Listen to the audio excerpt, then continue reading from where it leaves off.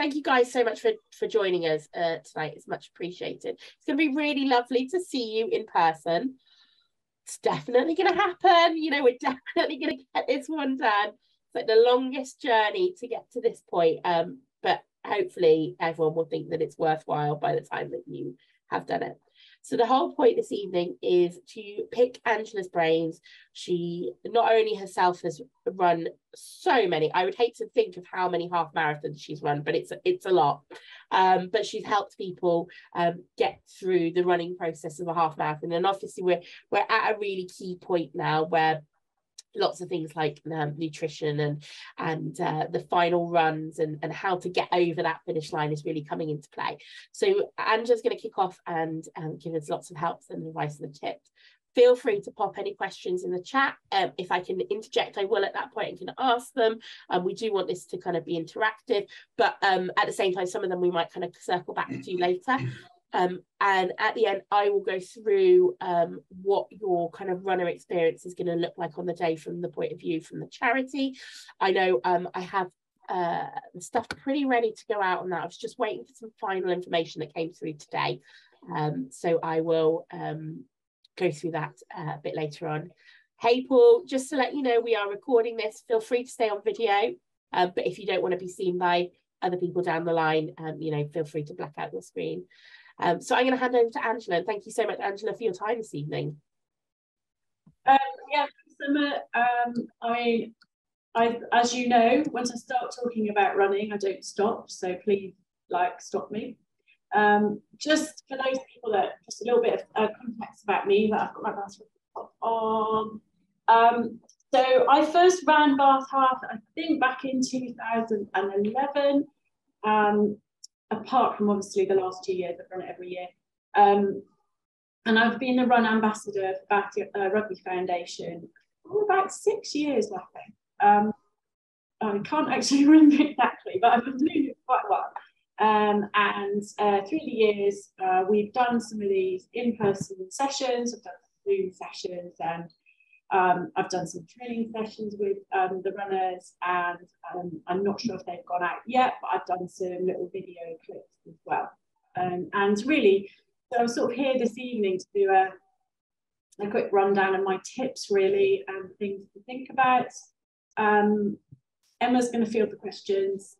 I am more than happy if someone's got a burning question or I haven't covered something, just raise your hand and I'll answer it there and then. So running, I'm a full-time running coach. That's all I do. And I think I've done about 50 half marathons. My most recent one is I did the Great Scottish Run on Sunday. And I coach people all over the country for marathons and half marathons. And with my running club, Run Bath, I've been training people for the last 10 years just to run Bath half marathon. So it's my local race. So can I just have a show of hands or a thumbs up? How many people have run Bath half before? One. Okay. No. So all fairly. Oh no, we've got another reaction. Yeah. Okay. Has anybody? So if you haven't run Bath half before, has anyone run another half marathon before? Yeah. So we've got a couple of seasoned half marathon runners. Bath half being the first for the majority of people. I think it was Paul, you said you've run it before. How recently was that? 2000, the last one, the last official one. So I think it was 2019, would it have been? Yeah. 2019. Yeah. It seems that it all seems a bit muffled since then, doesn't it? Yes, very much so. And then I think the year before it snowed and it was called off, or the year before that it was snowed and it was called off. So we haven't had a proper run through of Bath Half for a few years. So so again, there's a few people are starting to feel anxious about what's going to happen. So hopefully I can dispel some of those. So we are 11 days away from Bath Half, and one of the questions that I've been asked is, when should I be doing my last long run? Well, you should have already done your last long run. So that's good news. You can put your feet up now. You should have already really done it. You don't want to be doing a sort of long run this weekend. I mean, you can do a long run, but it shouldn't be your longest run. The 2 to 3 weeks before race day is what's called a taper period, where you come down in the number of miles that you're doing, you come down in your intensity. So really, between now and the race day, everything should be very light. No hills, no intervals, no big long runs, no hard runs. It doesn't matter what you've done in training, whether you've had a perfect training program or a rubbish training program, you're not going to get any fitter in the next 10 days. So you can cross that one off and just coast the next 10 days. And the reason why we taper or decline in the number of miles or intensity is that we need that time for our body to recharge our batteries. So if you think of a phone and your battery's on red, by the time you get to this stage in your training, your battery's red from all the training you've done. And that might have been 10 weeks of training, or it might have been 2.5 years of training. So we will need to get that battery up to green again. And that's one of the things that happens in this taper period. It's essential to repair any damaged cells, helps regenerate your immune system, promotes the recovery of your muscles, helps reduce the risk of injury on race day. And it is a time for you to sort of focus on sleep. Now, one of the things that happens before a day of a race is that people generally don't seem to sleep very well. It's the anxiety. Now, you can't bank sleep. We know that you can't go, I'm not going to sleep on the night of the race, therefore I'll catch up 4 hours sleep before. But what you can do is just work on your sleep health over the next week or so.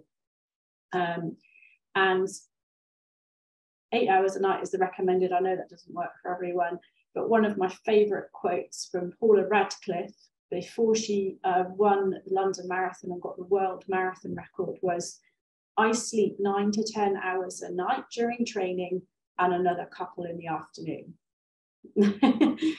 Nice. She's obviously athlete, and that's her. But that just important. So, try getting that one past your bosses. I've been told Angela says I can have a nap in the afternoon. Yeah. But anyway, it's really important to and with the weather being rubbish and the dark nights looming, or the dark nights there, it should be a bit easier. The other phenomenon, I said it right. It's one of my words I can't say. The other phenomenon in the taper period, like now, is that people start to get like jittery because you've got more time on your hands and race day is getting closer and closer and closer. So what I would say is during this time, over the next week or so, is non-running stuff, as in, oh my goodness, I need to do something. My body is craving a run. I'm going to go for a run. So keep yourself busy, keep active, walking, and start thinking about what you're going to wear on race day. And I'll talk about that in a second. Has anybody got any questions about that? This sort of period now, this taper period, this twilight zone. So what would be, when you say light, or, you want to coast in, for example, what sort of, distances or time would you do over the next 10 days? So it really depends largely on what you've been doing. Everyone is different, but let's say, for example, you were running 4 times a week. Okay, let's make it 3 times a week, make it a little bit more accessible. Let's say you're doing a run on a Tuesday evening with some friends. That's about an hour. You're doing a hilly run or an intervals run or a harder run on a Thursday on your own, and you're going out with a group of mates and running an hour and a half to 2 hours. Let's just say that is a program. Now, everyone is different. There is an exact taper, but an example of that would be you to take out the Thursday session. You take out that intense session, and you replace it with something like a 30-minute, 40-minute chatty run with your friend. So that's one way of reducing the load and the intensity. The other one would be to reduce the length of your long run on the Sunday. So if you did 90 minutes last week, maybe an hour this weekend. Or you could say, I'll just drop that down to 2 runs. Generally, I would say take out the intense session, the hills or the harder session, and reduce the longer run, but keep the same number of runs, unless you're running 6 days a week, in which case bring that right down. Angela, you've gone really quiet for me. I don't know if you have for everyone else as well. Can everyone hear Angela okay? I've changed, is that any? Yeah. I can hear okay. Okay, that's perfect. Okay, sorry, carry on. I've just changed the channel. Let me know if that's better. That is better for me. So. I've got 2 microphone channels and I can switch whichever is best. Anyway, yeah, taper, depends on what you've been doing, but get rid of the hard sessions, reduce that long run. Okay. Any more questions about the sort of this twilight zone? Cool. It's also a phenomenon that you'll get niggles during this period as well. So try not to focus on that being an issue. Okay, it's just your body is craving the race day. That's what it is. So that's tape. Believe it or not, your body's excited about the race day. So the next thing I'm going to cover a little bit is nutrition and hydration. So hopefully during your training runs, you've been practicing nutrition. And I don't just mean taking one gel halfway around. I mean, thinking about what you have to eat the day before the race, the night before the race, what you have for breakfast, what you have during, and what you have after. Now, again, nutrition is a gigantic subject that I can speak for about, a whole year. So I'm generalizing massively here. Does anyone have a sort of night before meal that they would have before a long run, or something in mind that they would have before a race? Has anybody got a favorite? Usually just some pasta dish. Yeah. Anybody else, or is it just you just eat whatever comes past your face? Yeah, pasta, probably. Yeah. Not like a deep fried food. Save that for after the race. Yeah, burger and chips and beer for afterwards. Yeah. So yeah, you want to be thinking about something that's got carbohydrates and protein. Now, I personally don't eat pasta. It doesn't agree with me. My carbohydrate would be rice or potato. It doesn't matter, it's what works for you. If you've got a delicate stomach, I would recommend practicing something that works for you, because believe me, the worst thing is waking up in the morning of the race and having stomach problems. So it's probably not a great idea if your mates are saying, oh, come back for a curry, we're going out for this. So whatever works for you, just have a think about it. It doesn't have to be the most gigantic bowl of pasta that you've ever eaten. You hear people talking about carb loading. It's not just about what you eat the day before. I always think about, well, if I'm running a half marathon tomorrow, I want to make sure I have a proper breakfast, a proper lunch, and a proper evening meal on the Saturday, and then a breakfast on the Sunday before I run. So have a think about that, and this is something you can practice this weekend. You can go, oh, okay, well, what should I do? What can I do when I'm not running or not racing this weekend? Yeah, practice that.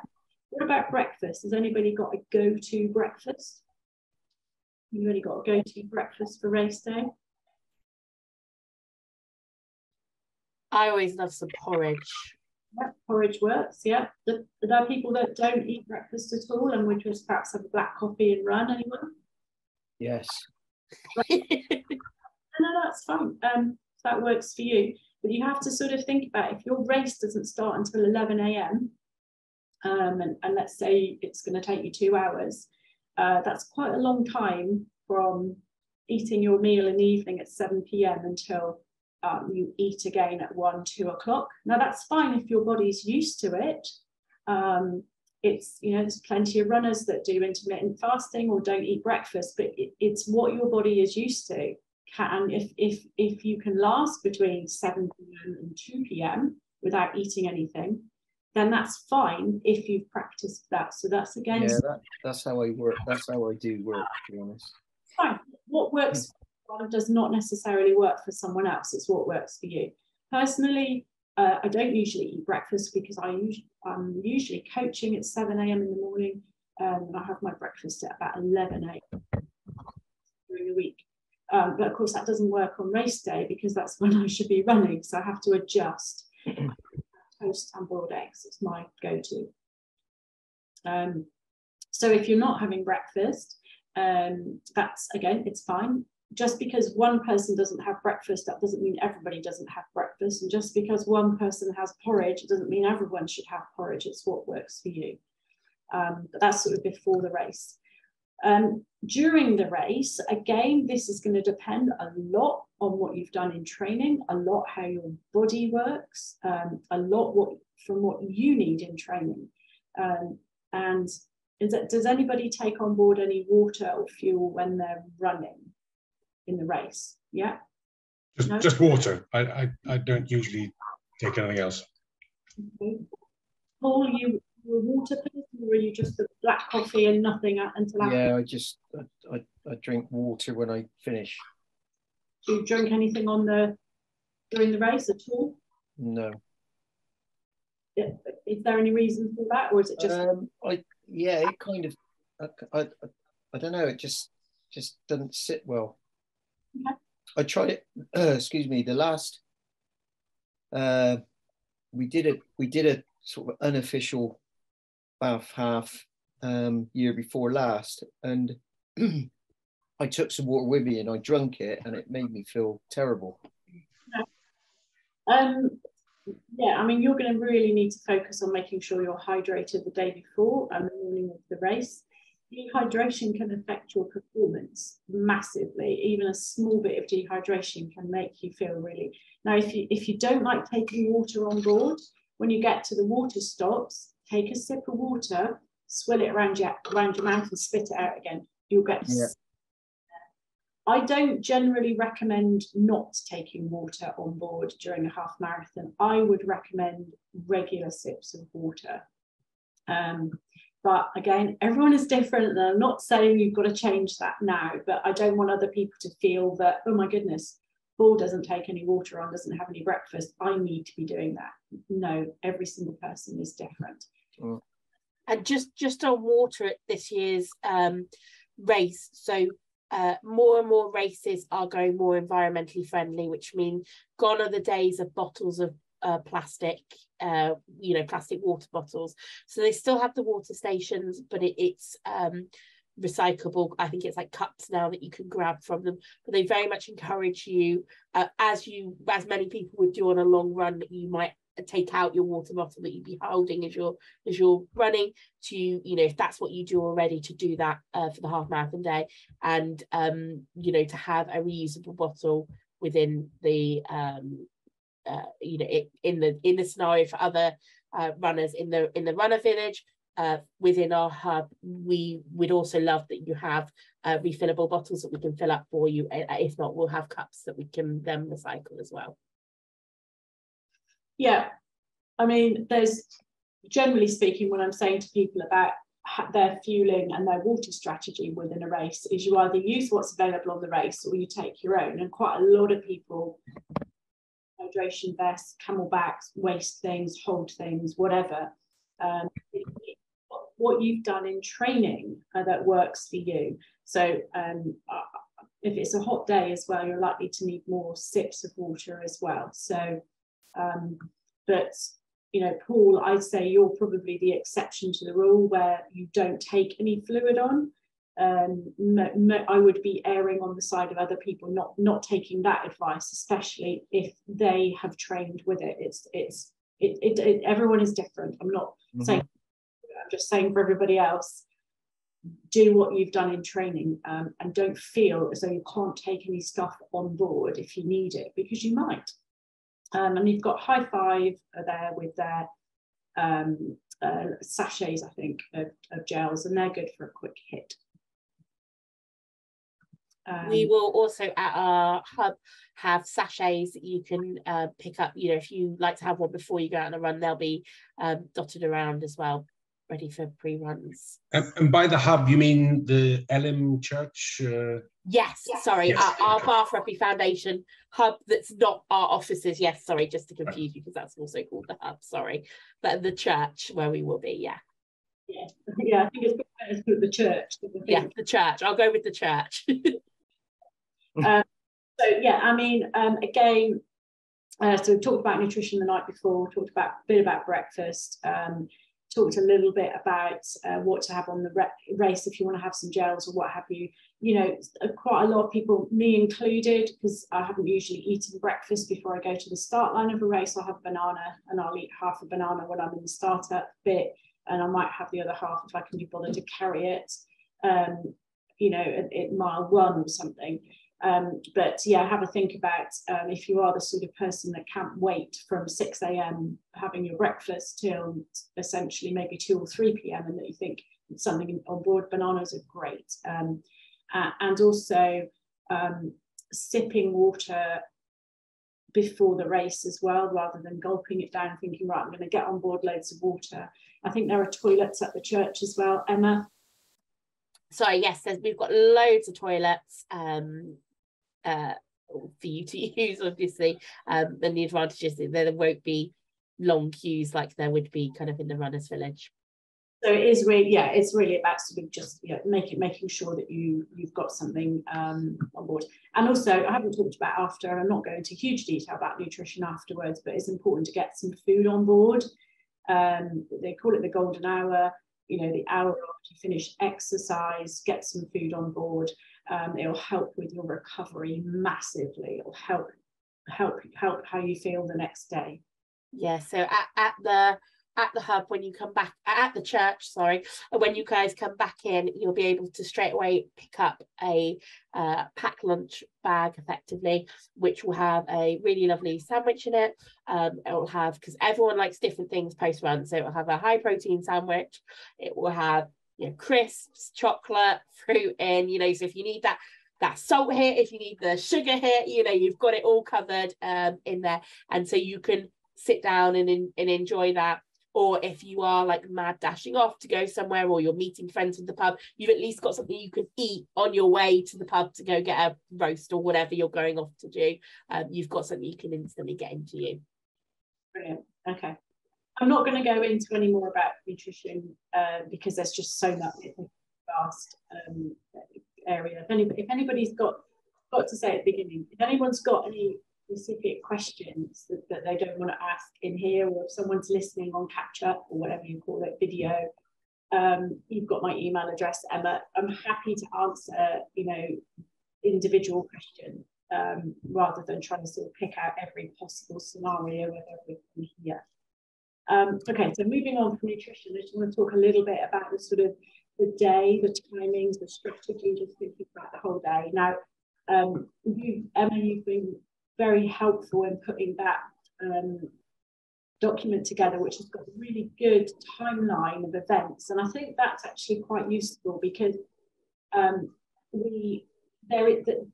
you don't want to do is turn up late, use up all your energy and adrenaline to get there, and you want to sort of work it back from where your start time is and what time you need to be making your way to the start line, what time you need to be parking, where you're going to park, how long is it going to take you to get there.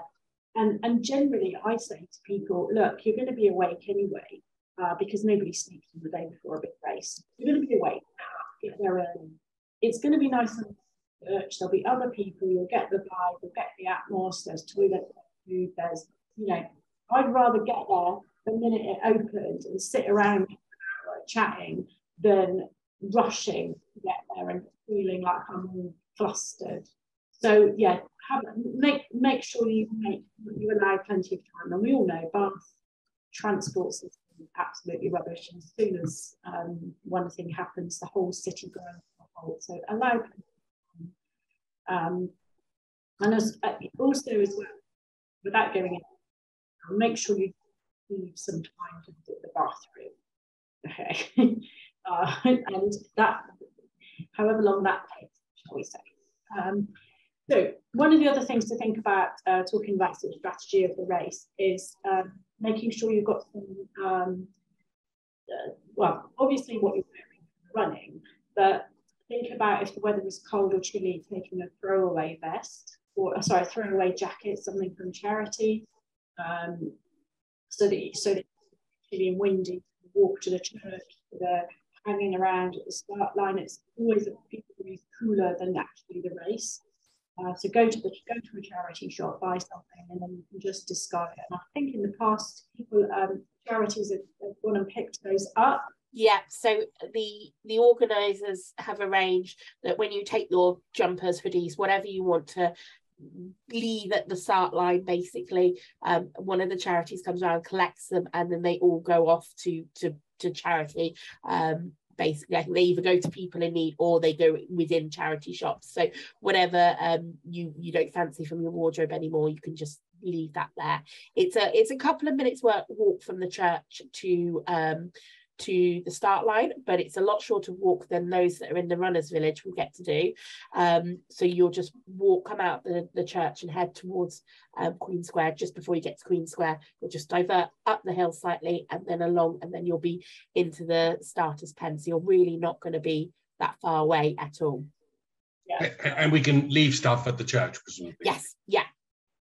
That was my other thought. My other thing I was going to say is have some stuff for afterwards. I mean, we don't know what the weather's going to be like, but there's nothing worse than hanging around in wet clothing after you've done the race, especially at this time of the year when even a tiny bit of wet clothing next to your skin can chill you down really quickly. Even if it's not raining, a sweaty vest can cool you down. So, you know, I always have some comfy shoes, a clean pair of socks, some tracky bottoms, a clean, a thicker jumper type thing, because I usually get cold. And, you know, that makes all the difference when you're getting sweaty. And the fact that you can leave your bags at the church is brilliant, because you don't have the scrabble of trying to do the bag drop at the end. The bag drop and go back to the village and collect your bags. So yeah, take some comfy stuff. It makes a big difference. So let's have a look about this sort of the strategy, if you want, of the race. Now you don't have to have a strategy. You can just go out and go, I'm just going to run it and see what happens. That's fine. People that tend to have a strategy, as in how am I going to do this race, would be people that are either trying to do it for a time, or people that perhaps haven't done it before and they just want to sort of think about where things are coming and how long it's going to take or how many miles it is. Some people, and I must admit I am one of them, I can't do this with Bath Path because I know it too well. I just rather just go and see what happens. But when I'm talking about sort of strategy or how we sort of run the race, it's more sort of thinking about breaking it down into sort of smaller chunks and just focusing on that chunk really. So if you're looking at race, the route, you know, we're starting in Victoria Park, Queen Square, and I'd be thinking about the bit between the start and perhaps Laura Place, go into Great Street and turn around again. I'd be using that as my right. I just want to get into my rhythm. I don't want to go too fast. I just want to make sure I'm just getting in my rhythm. And then, you know, then the next bit, we obviously have got the bit that goes out on the Lower Bristol Road in reverse order this year for people that have done it before. That's quite a flat, straight, dullish bit, but you can use that really to sort of focus in on your, you know, on your pace and just sort of getting a bit more rhythm. Then when you come around by the boathouse, you'll get the Newbridge Park and Ride, that's the first fuel stop for gels, and you could go, oh, I'm going to treat myself and have a gel because I've got to that point, and then think about going back to Queen Square and then sort of starting the second loop. But there isn't a right or wrong way of doing it. It's just getting it in your mind and just thinking, right, that bit's there, that bit's there, that bit's there. And then I would say that the last bit between sort of coming up to Marlborough Lane, of course, you've got the hill up to the park. So save some for the end. Yeah, and they already know that all the runners are going to hate this hill at the end. So they already know it's not going to be something that you're going to enjoy. But what I would say is you're going to have lots of crowds at the finish line, because if you just think about your family and friends, they're probably going to be like, we'll meet you at the finish line. So it's going to be a really busy point in the route where everyone's going to be cheering you on. So that's going to help you up that hill as well. So I think that's a point where you'll be able to ride that amazing Bath Half energy that the crowds have to get you up that hill. And I'm going to give you my top tips for running up the hill. So one of the things that you can focus on, and this is something you can practice when you go out for a run this weekend, is thinking about your posture. And this will help you get up that hill. So my tips for posture are head. Okay, the head's the most important thing in our body. We want to be, when we're running, we want to be looking ahead. Okay, we do not want to be looking at the floor, and that is especially important when you're going up a hill. So if you're going up a hill, you are looking ahead. You are not looking at your feet, and you're looking to the top of the hill. You're looking ahead, and that is going to be looking at the hill. So that is number one posture, head. The second one we need to think about are our shoulders.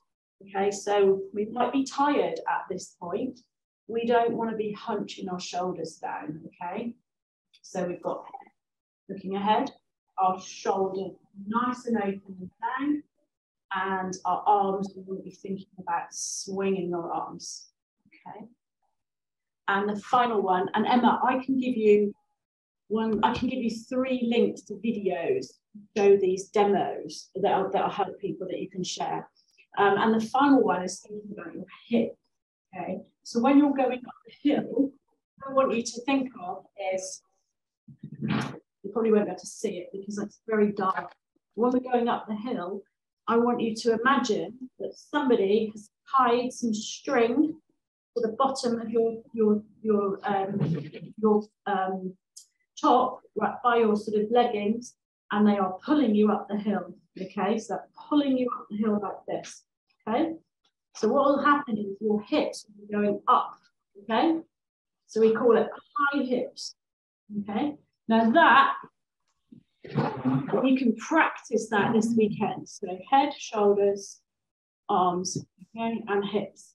That'll help you up the hill, and it'll help you at any point in the run when you're starting to get tired. And what happens when we get tired is we do this. Okay, that's what happens. We start going like this. That's the absolute opposite of what we should be doing as a runner. We should be running tall. We should be running with our shoulders open, our elbows going back. Okay, nice neutral head. Okay, so I must remember at the end of that to send you the video links, Emma, that you can share with people. Yes, please, that'd be brilliant. Thank you. Simple posture tips that will help when you're getting tired and slowing that hill. So where are we?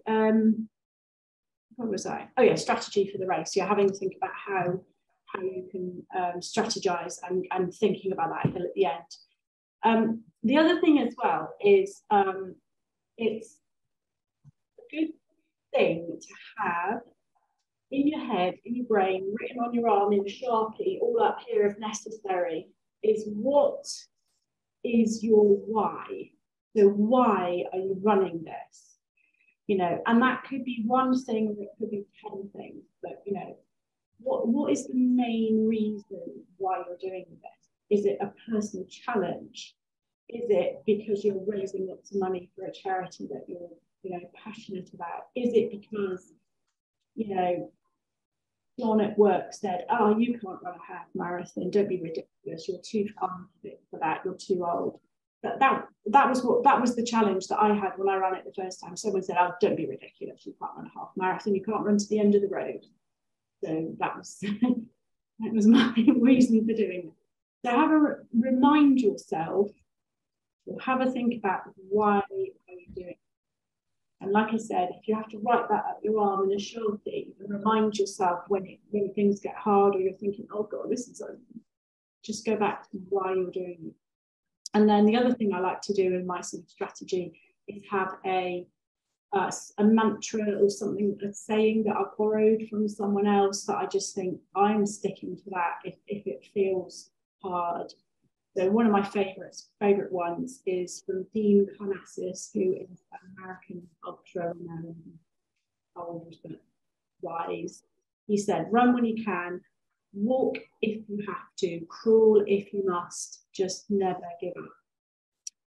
So remember that at the bottom of Marlborough Lane.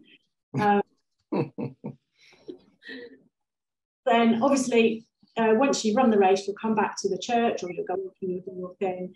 When you get to the end, you'll have to walk back through Gicky Park anyway.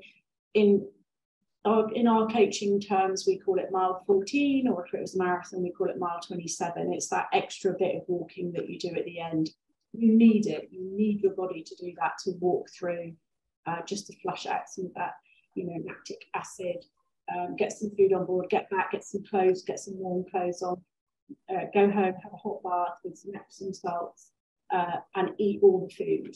That's the sort of after race thing that you would do. And in the days and the weeks afterwards, just be kind to your body, because your body not only needs to recover from the race, it needs to recover from the training for the race. So if you think about that, take a period of thinking 3 weeks before, where everything comes down and is all gentle, the 2 to 3 weeks after the race, depending on what your next goal is, would be a gentle increase again if you were going to marathon running. Right, has anybody got any questions about anything I've covered? And I've got my sort of top tips, which I'll share with you, Emma, as well, to share. Just about, in terms of running the race, would you aim to do the first half quicker than the second half, or first half slower than the second half, or the first quarter slow than the next quarter? I mean... Okay, so it depends on your personal strategy, your personal goal, and also your experience of running a half marathon. So again, I'm generalizing. I would say more inexperienced runners would set off too fast and end up doing the first half faster than the second half and tailing off massively at the end of the second half. Runners that are going out with a definite strategy of, okay, I'm going to pace myself, would do the first half slower than the second half. So it's called a negative split. So you sort of hold it back a little bit for the first half and then push it further on the second half. So that's called a negative split. If you were chunking it into quarters, the first quarter, you want to keep that fairly slow and steady. The next quarter, you would go a little bit faster. The next quarter, a little bit faster, and the fourth quarter, a bit faster again. That's hard. The hardest one of all is to keep a consistent pace all the way through. That is the hardest one out of all. Especially when they throw in a big hill at the end.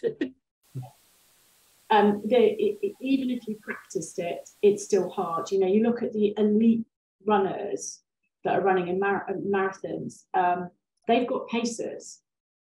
And that pacer isn't to keep them going fast. That pacer is to keep them at their pace in the first half of the race so that they don't go too fast, so that they burn out in the second half. So that is very hard. So you get this thing, I call it not the sort of twilight zone. I can't remember what I call it. It's too late in the day. Let's call it the twilight zone again. That first couple of miles in the half marathon, you're all like buoyed up with enthusiasm, energy, adrenaline. You've been tapering. You've got loads of energy, and it's really easy to go out too fast. Really, really, really easy to go out too fast. There are pacemakers presumably on the race. Usually, I'm assuming there are. They usually have pacers. I don't see a reason why not. I'm just trying to remember what they had last time we did it. Okay. Usually on a race that big, they would have pacers. If you're going to follow a pacer, 2 tips, okay? Make sure that you're stood by the pacer at the start, because in a lot of races, they might have multiple pacers in different starting pens, because at the different starting points. and you're merrily following the 2-hour pacer thinking, oh, I'm doing really well here. But that 2-hour pacer could have started 20 minutes before, after you. Okay, so get the right pacer if you're going to stay with the pacer. Okay, it's also worth having a chat if you do find the pacer and you're going to follow the pacer, just finding out what their strategy is for their pacing. They'll all have different ones. There isn't a one size fits all. So some of the pacers will say, right, we're running the whole race at 9-minute miles, but I've allowed for walking through the water stops. So that I need to make up 2 minutes over the whole race, so I'm doing it slightly faster. Some of them will say, I'm going to do the first half slower than the second half. Some of them will say, whatever, just have a chat. There isn't a right or wrong, but if you know that, then you're not going to be following that 2-hour pacer blindly and going, well, why are they stopping, walking the water stops? You know, we haven't got time for this. So yeah, find the pacer, chat to the pacer. Thanks. This will be the biggest race run that I've done, like as in distance and number of people. Is it with the start?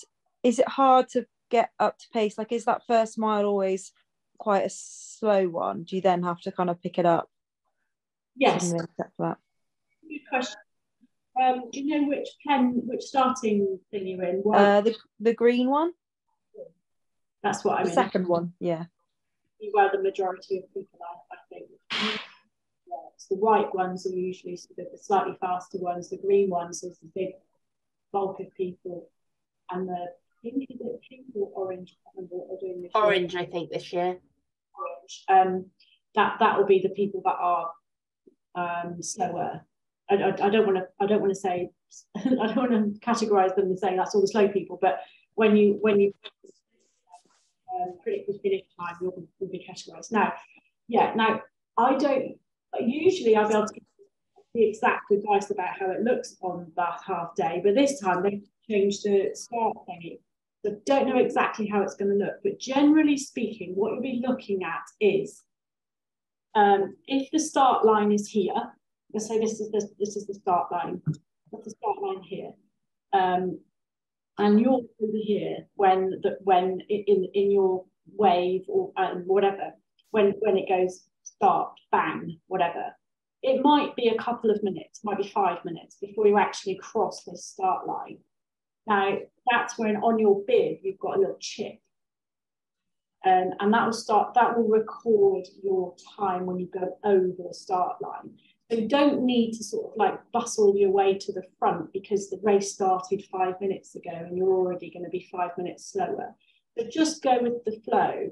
The other thing I would say is when you get a lot of people at the start, there is absolutely 0 point in trying to go around people because you'll just waste loads of energy. You could go over on your ankle. It's not easy to do because you've got people here and people here. So what I would say is the first bit, I would just use the first, like I said, the first where around Whitcomb up to sort of Great Pony Street, just using that as getting in your rhythm, getting in your pace. Now, if you're going for a time and you're thinking, oh, those miles were a minute slower than I should have been going, don't try to make that time up in the next 2 miles. Make it up in the next 10 miles. Okay, so okay, I need to run the next bit just a little bit faster. And if you are still chasing down a time, readdress that in the last quarter of the race. Don't think, oh, I went slow there, I need to go super fast here. You'll burn out by the time you get to here. But yeah, in a big city race, so I did the Great a month ago, there were 60,000 people in that race. It was the biggest half marathon ever. It took me, right, and this is not exaggerating, it took me 45 minutes from when the race started to get to the start line. It was that far back and it was that slow and that crowded. And then you just had to run, you just had to go with the flow. It's fine. It is what it is. Don't get stressed about it. The long straight flat bit, Road and back along the Upper Bristol Road. The roads are this wide, and you'll be able to overtake people. You'll be able to make. Does that answer the question? Yeah, that's really helpful. Thank you. Just about, so Rebecca was talking about the colours and so forth. How do you know what colour? I probably filled something in. So, but I can't. Hopefully, in the post tomorrow, your runner pack will arrive. If it doesn't arrive with the postman tomorrow, email me. So all the packs have gone out, but by this nature, when you filled in the form, lots of people have moved house since then. We've also had a postal strike, so that makes the world of difference. But the pack will arrive. Angela's holding it up now, and it will have your number in there and the colour. And that colour dictates which wave you go in on. So handily, like at the hub, when you sign in with us, one of the questions that we at the church, sorry, I'm gonna change that word. At the church, when you sign in with us, we'll say, what colour bib are you?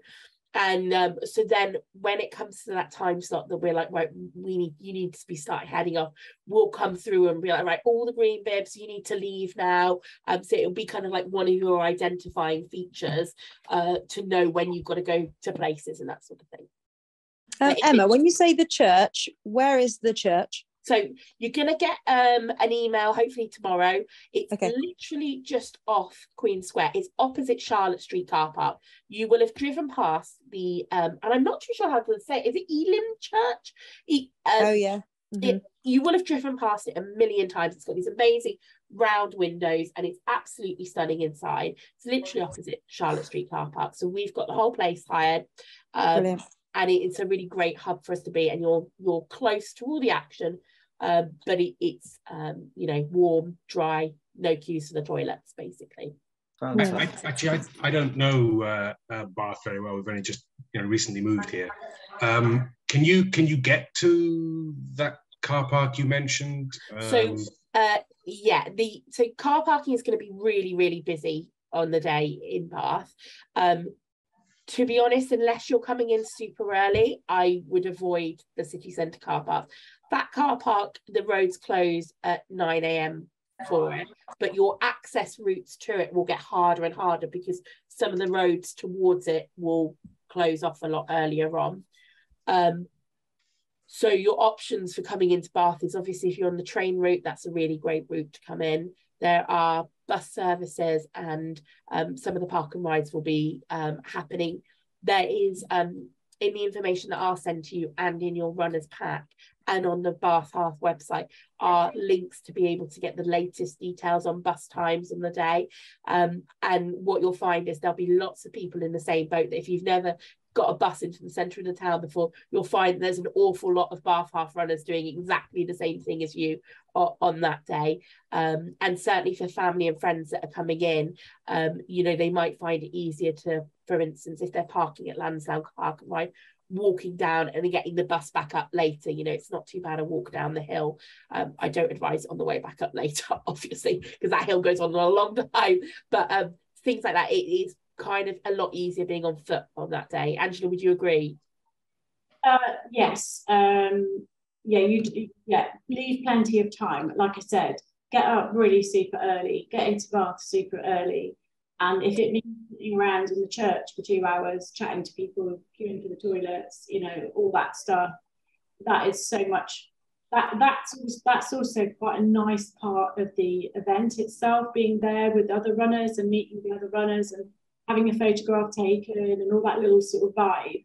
And you don't really want to miss out on that. So yeah, get there super early. I mean, I've got the advantage that I live close enough that I can walk into town, but I wouldn't even consider driving into the city. There are, which way you live in? Coming from the south, basically. South, yeah. So you might be better off scouting out where you can park on both sides of the city. There's plenty of residential parking around sort of the Moorland Road area, and you know, it might mean a little drive around to try and find some on-street parking, but that's probably going to be preferable than trying to drive into the city and getting to the other side of the city. Yeah. There's lots of And that's probably only, you know, what, a 15-minute walk from there into Elm. Yeah. Yeah. And the other thing is, of course, you can have people drop you in, so you can be dropped and then they can drive back out. And then, you know, if your family and friends are coming to support you, they can drop in and then leave them to worry about how far they've got to then walk into town. You know, you are the most important person that day. So you can always do a drop off and send them back out. And of course, single yellow lines on Sundays, you can park on them. So, you know, the parking in Bath becomes a lot easier on a Sunday, obviously. Not on a Bath half day, but like, you know, you've got more options along London Road and that sort of thing, and up some of the side streets. Yeah, so what you could do is scout that out on your run this weekend, have a look around where there are some free parking bays around near to where you live. There are still residential non-permit places, you just have to find them. Yeah. Come back to the race number when you get it. This is the chip. This is the race chip that is registered when you go over the start line and the 5k, 10k. Well, it might even just be the halfway mark. It's really important that you don't bend that, and it's also really important that you don't put the safety through it, which my friend did at the weekend on a different race. So yeah, the safety pins go in the top corners, but. I don't know why I've got mine already and you guys haven't. No. I think lots of people are getting them. I just think they've gone out in different waves. I think our charity runners were in a later wave as it was, and then I think they've started receiving them. But with these things, it's also at the blessing of Royal Mail and postal strikes and that. I've got mine. Brilliant. So hopefully yours will be there tomorrow. I'm sure. If not, please, once your postman's been, drop me an email and I'll speak to the organisers and get that sorted. Okay. And you'll have spares on the day as well, would you? I won't have spare race packs. No, we don't have that. It's all to you can pre-arrange to pick them up from the runners' village. That'd be something if it becomes too late for them to post you out another one. The day there's a fun day at Victoria Park as well. So I'm doing a race warm-up thingy there as well, and if anybody wants to come and ask me any questions, I'll be there all day. And I'm marshalling on the kids' fun run, so come and find me if you want to ask me anything. But if you're around on the Saturday, it's worth coming just scouting out where you've got to go to and where it all is and everything. If you're a bit anxious about or a bit worried about where everything. Yeah. Lots of the barriers will kind of be put out but not in place, if you see what I mean by that point. So you'll get a real feel for how things are going to look. So on the day itself at the church, you guys will be able to arrive from 8 a.m. We will have teas, coffees, we'll be able to fill up your water bottles. There'll be some gels, some fruit, snacks that you guys can have. Come and chill out with us. When you come into the church, there's a foyer area and we'll get you all registered in. So you'll tell our team what colour bib you are so that we can kind of make sure that we send you out in the right time slot. They'll ask you a couple of questions, then you'll go into the main auditorium space. So there'll be some tables that you can sit at, chat to other runners. You'll all be in the same tops. You're all in exactly the same boat. Everyone will be really friendly. Everyone will be nervous like you are. We have the kitchenette area there. So come up and chat to our friendly team. You guys will be able to get free drinks all day. You know, come and get your teas, your coffees. And that's like, what I will caveat is if you like a posh coffee, it's not going to be posh coffee. It's your you know, bog standard coffee. We're not Starbucks, so sorry about that. But I just, you know, if you like your bean to cup, I'm really sorry, we're not the ones to get that from on the day. It will survive. It just, if you start saying a latte, you might lose our baristas. There'll also be one of the offices is our bag store. So there'll be a couple of chaps on the door there.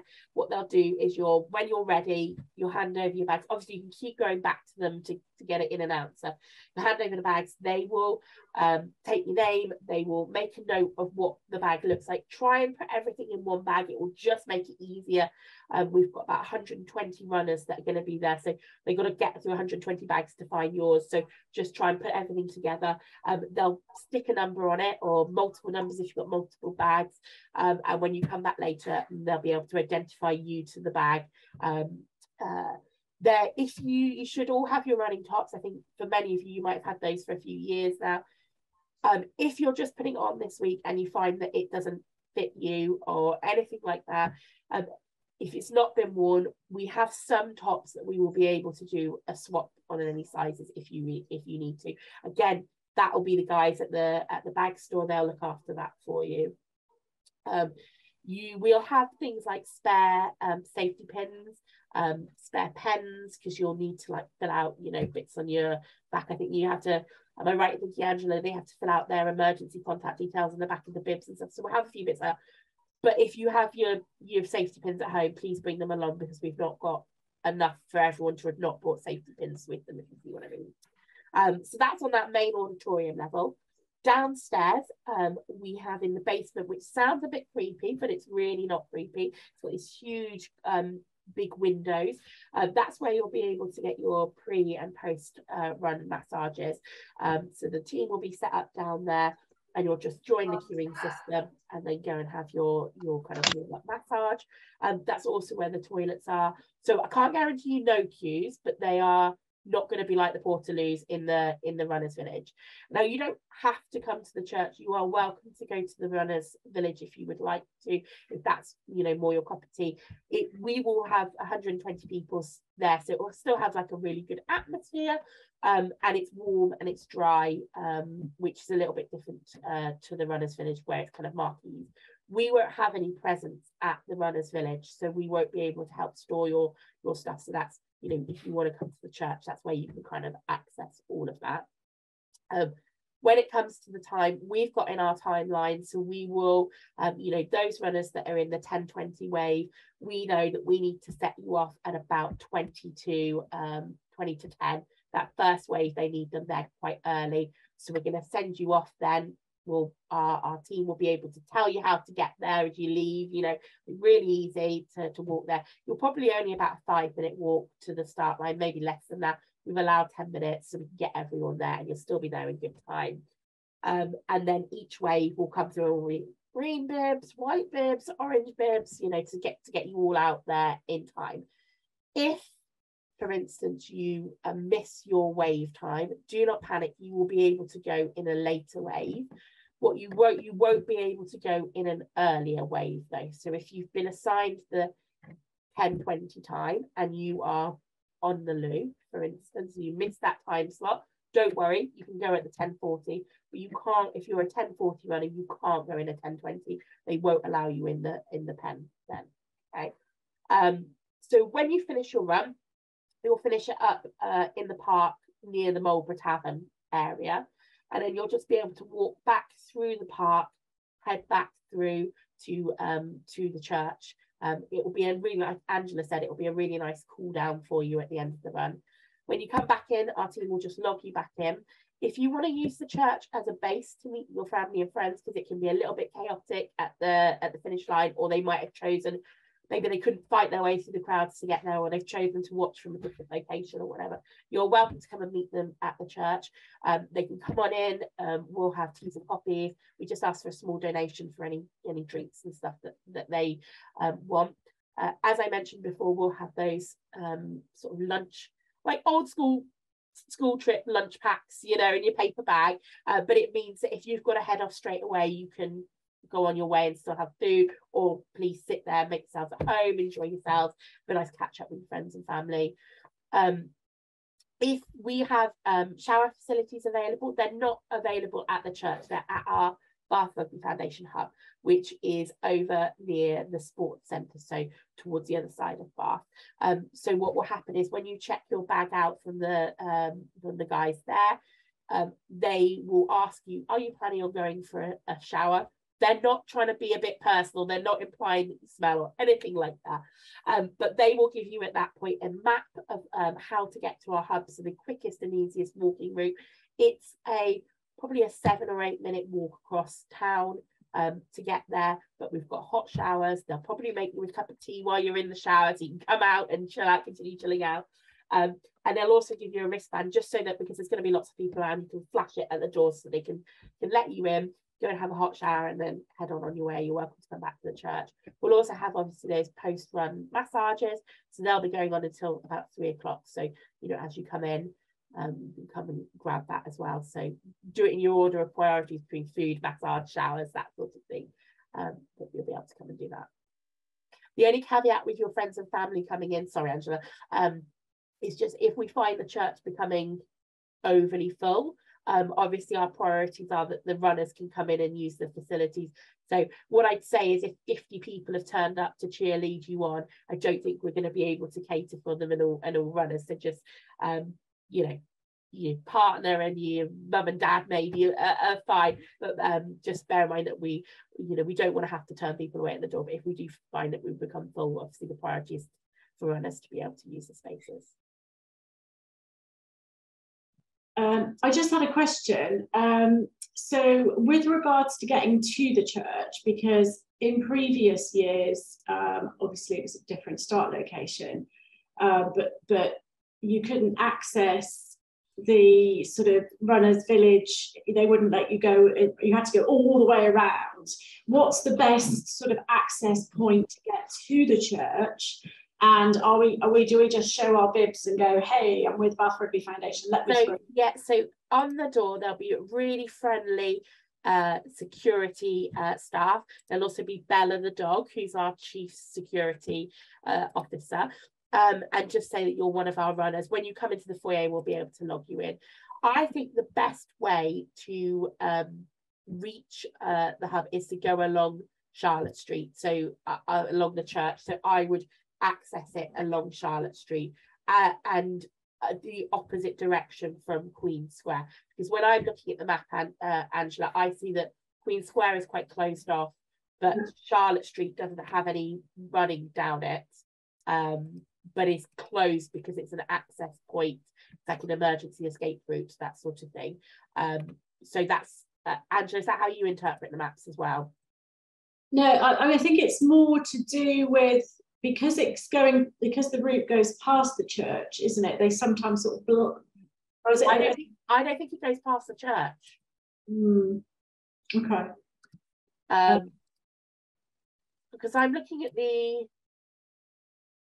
because I believe that the start line, if you're coming down, I think they come down Gay Street onto Queen Square. Yeah. And then I think they go down the bottom to past the Francis Hotel and then out past, I don't know what it's called now, but it used to be the Beaujolais. Corkage. Yeah, the Corkage, yeah. And then down out there. And then when they come back in, when they're doing the loop. Goes Monmouth Street then. Okay, all right, don't worry about it. It's fine. I'll find it. It's just, it's not clear on the map. And it's not a very clear map. But what I have been told is that you guys will have no access, will have no problem accessing. This is something that we've arranged with the organisers of the Bath Half for us to have a separate location. We obviously, when things changed, it moved away from the rec. We asked and inquired about having a big marquee in the runners village, but because of the number of runners that we have, we'd actually need a bigger marquee than their like top charities, and that wouldn't look very good if we were like having a double the size marquee to everyone else. So so we said that we would move ourselves off site as long as they would give all our runners access and the same experience of which they have. So that is all not going to be an issue at all. They know all about it. All the stewards will know about it. You just need to say that you're from the Bath Rugby Foundation. And any problems, you will have my number on the packs. You can just call me and I will get it all sorted for them. But I'm not expecting there to be any issues. And I don't believe that Charlotte Street is the road that they're heading down. So I think that actually will be clear, but just closed. Okay, that's fine. We'll be fine. Any other questions in terms of the day or have? I'm aware that we've kind of been going for a little while now. We want to leave you to enjoy your evenings. So all the information will come out to you from ourselves about what to expect and how to get access and all that sort of thing to the hub by the end of this week, hopefully tomorrow. Yeah. Okay, so I've shared with you, Emma, my top tips, which you can share.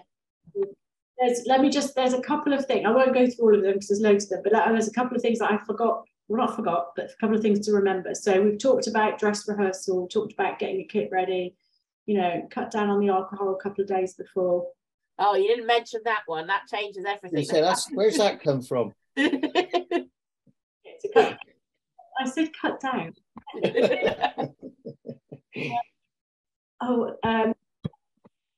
If you're going to cut your toenails, don't do them the night before. Do them a couple of days before, because so many runners I know like go, oh my goodness, I'm going to cut my toenails, and then because they're really overexcited about making sure their toenails are really short, they cut them too short, and you end up with sore toes. So you know, do your toenails a couple of days before. Lay all your kit out on Friday, not Saturday, because if you've forgotten something or you decide that you need a new pair of socks, then you've still got Saturday to go and get them. Don't leave it till Saturday night, is what I'm going to say. The other thing I've said about the strategy is it helps to focus on the mile that you're in, or the bit that you're in, or the section that you're in. It never works very well going, right, I've done 1 mile, I've got 12.1 to go, or I've done 2 miles, I've got 11. It doesn't work. Your brain doesn't work. Just focus on the bit you're in. And my favourite one, and I tried this on Sunday when I ran the Great Scottish Run. I tried this on myself, and that is smile. Okay, smile all of the time, especially when it hurts, because your body doesn't know what the hell is going on. Okay, so smile. If nothing else, it'll confuse everybody around you. And you're guaranteed a nice picture because there'll be photographers all over the place. You've not seen my running style. All of the race photos from Sunday, I was smiling. Okay, so honestly, your brain doesn't know what to make of it, so you just have a much better race. So smile. Okay. Oh, well, thank you guys so much for your time. Angela, thank you for all your top tips and all your help and advice and support. It's much appreciated. If you guys think of something that you should have asked or you want to ask, just pop it over and I'll be able to pass it on to Angela, or I'll be able to answer it myself. And I'm really looking forward to seeing you in person, finally, for the Bath Half on Sunday, on the following Sunday. Yeah, don't get too worried. On the 16th. Dress rehearsal this Sunday then, Emma. Dress rehearsal this Sunday. But the actual one on the 16th. Yeah. Bath rugby tops this weekend to give them a go. Yes, exactly. Make sure they all fit nicely, and yeah, we're all good to go. Perfect. Great. Thank you both very much. So much. Thank you so much. Thank you very much. Have a good evening. Thank you. Thank you. Bye-bye.